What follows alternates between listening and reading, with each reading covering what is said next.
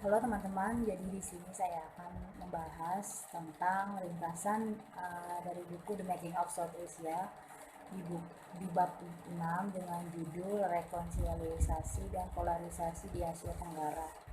Jadi dalam bab ini membahas bahwa sejarah Asia Tenggara modern dan menjadi fase penting di kawasan Asia Tenggara yang terjadi pada tahun 1979 dan 1991. Hal ini dikatakan fase penting karena terjadinya polarisasi dan rekonsiliasi pada Asia Tenggara, dan periode ini juga dimulainya dengan periode krisis dan terjadinya konflik.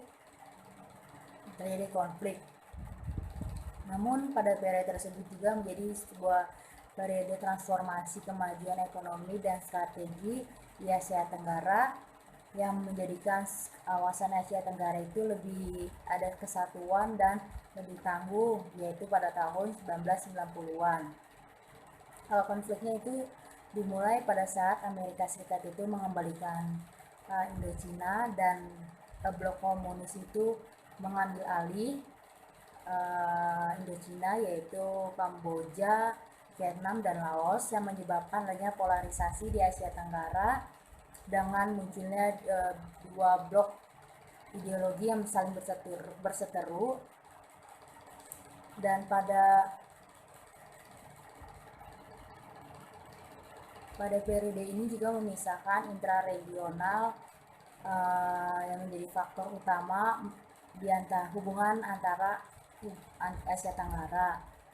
Dan Indochina ini yang diambil alihkan oleh komunis ini menganggap bahwa ASEAN itu lebih pro ke blok barat karena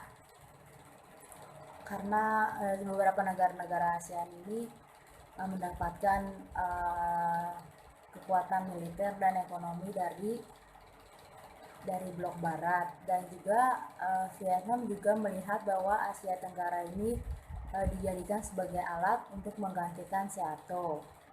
Namun di sisi lain Asia Tenggara menganggap itu bahwa kesatuan Indochina akan memunculkan suatu federasi atau kawasan yang baru dengan di bawah hegemoni Vietnam, karena Indochina ini tidak hanya memiliki suatu warisan penjajahan yang sama, namun juga memiliki suatu ideologi dan geopolitik yang sama.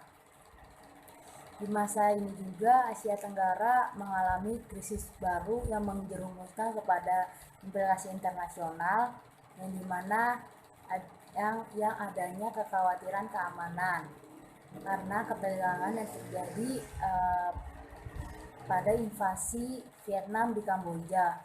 Ada negara-negara superpower juga ikut terlibat dalam invasi ini, yang dimana Cina dan Amerika lebih mendukung Kamboja, dan Uni Soviet lebih mendukung Vietnam.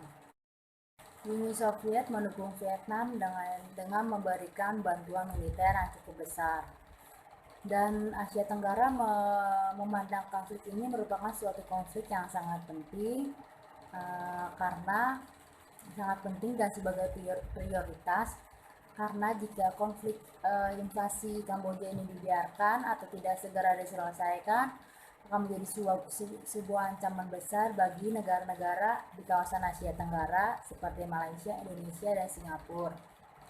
Dan pada pertengahan 1980-an, faksi perang menyadari bahwa tujuan invasi di Kamboja ini tidak bisa diselesaikan dengan secara militer, dan mereka menyadari bahwa mereka harus saling berkompromi secara diplomatik.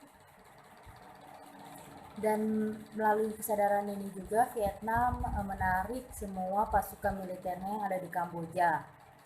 Dan bagi ASEAN, konflik Kamboja ini membawa suatu berkah secara sendirinya karena adanya perubahan positif, dan proses pemulihan konflik Kamboja ini menjadi sebuah jembatan dari kesenjangan ideologi di Asia Tenggara.